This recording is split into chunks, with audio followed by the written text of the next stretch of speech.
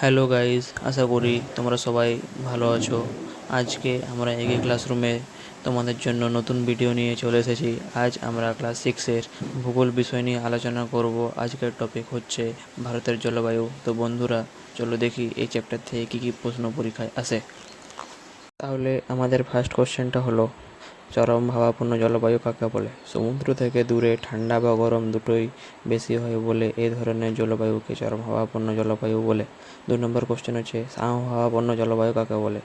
সমুদ্রের কাছাকাছি অঞ্চলে সমুদ্রের প্রভাবে সারা বছরই মাঝারি রকমের তাপমাত্রা থাকে, একে সমভাবাপন্ন জলবায়ু বলে। 3 নম্বর কোশ্চেন হচ্ছে, উচ্চতার সঙ্গে উষ্ণতার সম্পর্ক কী? সমুদ্র পৃষ্ঠ থেকে ভূমির উচ্চতা বৃদ্ধির সঙ্গে সঙ্গে উষ্ণতা কী হয়? কমে। 4 নম্বর কোশ্চেন হচ্ছে, মৌসুমি বায়ুর কথার অর্থ কী? ঋতু।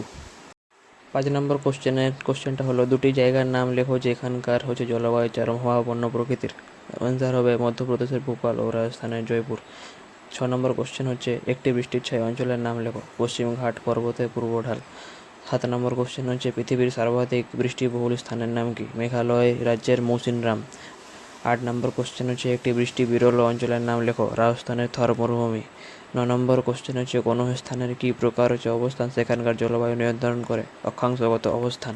আমাদের 10 নম্বর কোশ্চেনটা হচ্ছে, ভারতকে ক্রান্তীয় মৌসুমী জলবায়ুর দেশ বলা হয় কেন?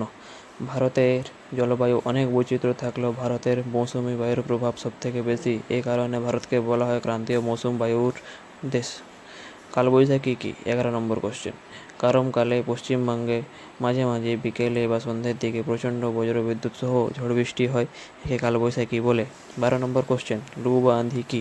গরমকালে উত্তরপ্রদেশ, বিহার, উত্তর ভারতের কিছু অংশে দিনের বেলায় অত্যাধিক শুষ্ক ও শুষ্ণ জলবায়ু লু প্রবাহিত হয়। এর উষ্ণতা প্রায় 50 ডিগ্রি সেলসিয়াস ছাড়িয়ে যায়। তীব্র তাপপ্রবাহে অনেকের মৃত্যু ঘটে। এটি হলো লু। আর আঁধি কী? পশ্চিম ভারতে গরমকালে তাপপ্রবাহের সাথে প্রচণ্ড ধূলিঝড়ের সৃষ্টি হয়, একে বলা হয় আঁধি।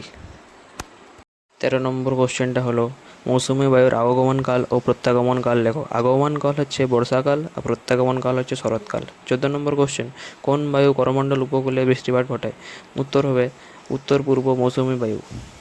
15 নম্বর কোশ্চেন, কোন বায়ু পশ্চিমঘাট পর্বতে বৃষ্টিপাত ঘটায়? দক্ষিণ পশ্চিম মৌসুমী বায়ু। 16 নম্বর কোশ্চেন, সিমলাতে বেশি ঠান্ডা লাগে কেন? সিমলাতে সমুদ্রপৃষ্ঠ থেকে অনেক উপরে অবস্থিত, তাই ঠান্ডা লাগে। 17 নম্বর কোশ্চেন, বৃষ্টির ছাই অঞ্চল কাকে বলে? আরব সাগর থেকে দক্ষিণ পশ্চিম মৌসুমী বায়ু ভারতে প্রবেশ করে পশ্চিমঘাট পর্বতের পশ্চিম ঢালে প্রচুর বৃষ্টিপাত ঘটায়। পশ্চিমঘাট পর্বতের পূর্ব ঢালে এসে পৌঁছলে জলীয় বাষ্প কমে যাওয়ার জন্য এই বায়ুর প্রভাবে বৃষ্টি কমে যায়, একে বৃষ্টির ছাই অঞ্চল বলে। 18 নম্বর কোশ্চেন, মৌসুমী বায়ুর বৈশিষ্ট্য ও প্রভাব লেখো। 1 নম্বর মৌসুমী বায়ুর খামখেয়ালির জন্য কোথাও বন্যা আবার কোথাও খরা হয়। 2 নম্বর, অক্টোবর মাসে তামিলনাড়ুর রাজ্যে করমণ্ডল উপকূলে দুবার বৃষ্টিপাত হয়।